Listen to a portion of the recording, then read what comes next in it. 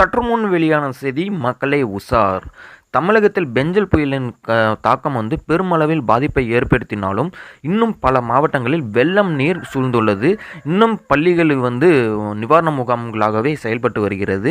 இதனால் தமிழக அரசு வெள்ளம் பாதித்த இடங்களுக்கு மாவட்டங்களுக்கு ரூ. 2000 நிவாரணமும் வழங்க முன்வந்துள்ளது. மேலும் பள்ளிகளுக்கு கல்லூரிகளுக்கும் பல மாவட்டங்களுக்கு விடுமுறை அளிக்கப்பட்டுள்ளது. மேலும் ஒரு வாரத்திற்கு கனமழை நீடிக்கும் என வானிலை ஆய்வு மையம் கூட தெரிவித்துள்ளது. மேலும் அதன்படி பார்த்தீங்க அப்படின்னா பள்ளிகளுக்கும் மற்றும் கல்லூரிகளுக்கும் விடுமுறை தொடர்பான செய்திகளுக்கு மட்டும் நம்மளோட சேனலை மறக்காமல் சப்ஸ்கிரைப் பண்ணி வச்சுக்கோங்க. ஓகே, வாங்க தற்போது வீடியோக்குள்ளே போகலாம்.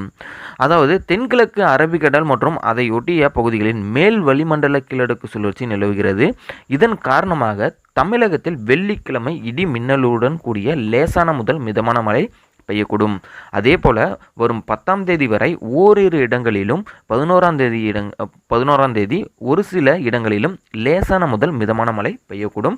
சென்னை மற்றும் புறநகர் பகுதிகளில் வெள்ளிக்கிழமை வானம் ஓரளவு மேகமூட்டத்துடன் காணப்படும்.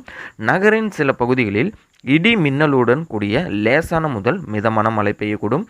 மீனவர்களுக்கான எச்சரிக்கை ஏதும் வரவில்லை.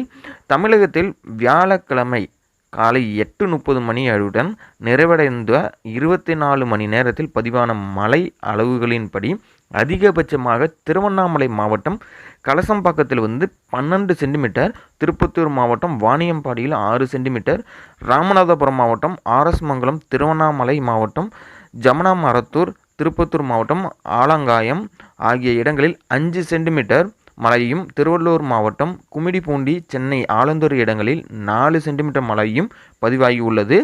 மேலும் விழுப்புரம் மாவட்டத்தில் டிசம்பர் 6ஆம் தேதி பள்ளி கல்லூரிகளுக்கும் விடுமுறை விடப்பட்டுள்ளனர். மேலும் செய்திகளுக்கு இணைந்திருங்கள். நன்றி, வணக்கம்.